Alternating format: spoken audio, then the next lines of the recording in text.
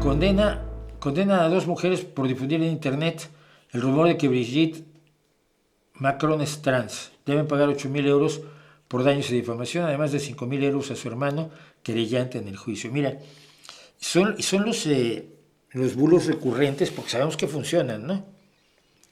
López Obrador mató a su hermano, pero Francisco Franco mató a su hermano, pero Salinas mató a su hermano, no a una sirvienta.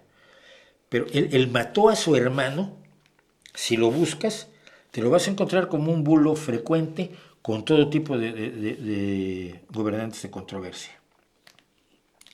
Si buscas la campaña de Donald Trump en contra de Obama, es decir, cuando Obama estaba en campaña y Donald Trump lo acusó de no haber nacido en Estados Unidos, que fue el inicio de la verdadera campaña política de Donald Trump en 2012, uno de los bulos que más recurrieron sin inteligencia artificial todavía, pero con Photoshop, que basta y sobra, basta y sobra Photoshop, que afirmaban que Michelle Obama era trans, era un hombre.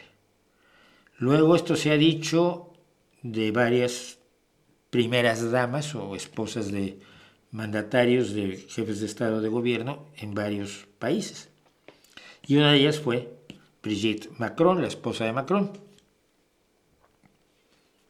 Son bulos recurrentes a los que se... y un bulo más, el de la pedofilia, el de la pederastia.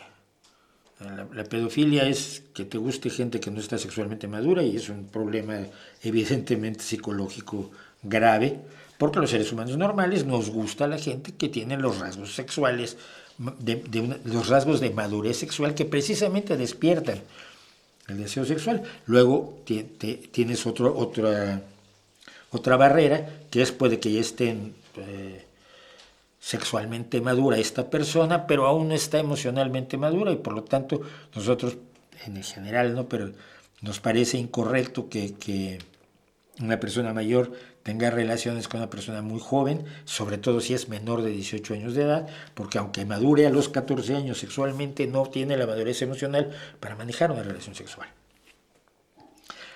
Pero eso es la pedofilia, que te guste gente que no tiene rasgos secundarios sexuales, pues.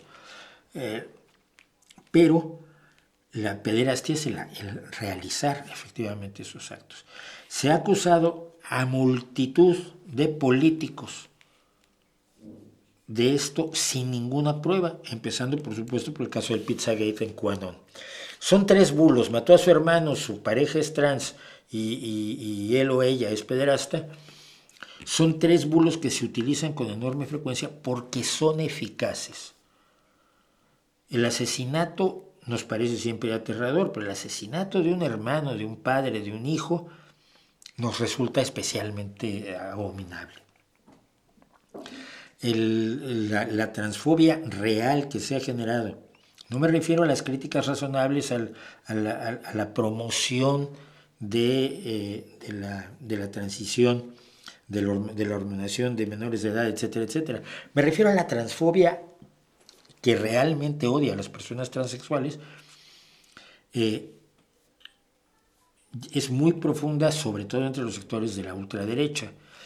Y, por supuesto, cuando te dicen que los niños están bajo asedio y están en peligro, te sale todo este instinto protector que tenemos, que es precisamente uno de los elementos que permite que las especies sobrevivan. Si las especies no cuidan a sus pequeños, no lo hacen. Entonces, siento que es muy barato lo que les sale a los 8.000 euros a estas 2 mujeres, porque otra vez, porque Elon Musk va a decir que es un asunto de libertad de expresión.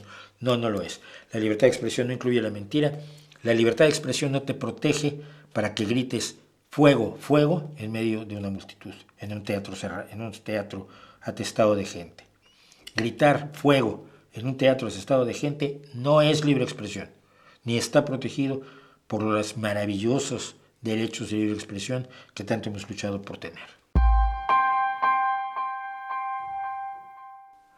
Jacinda Ardern, fíjate, dice Eduardo Irigoyen García que también Jacinda Ardern ha sido acusada de ser hombre. Bueno, si víctima de la transfobia, pero siga siendo, a ver, yo la hallo una chica atractiva. Y se retiró precisamente por su cuestión personal. Ella vivía con su novio, ya tenían un hijo, y fue por motivos personales que se retiró cuando yo quería que fuera por lo menos presidenta de la Comisión Europea. Me parece una de las políticas más serias de los últimos tiempos.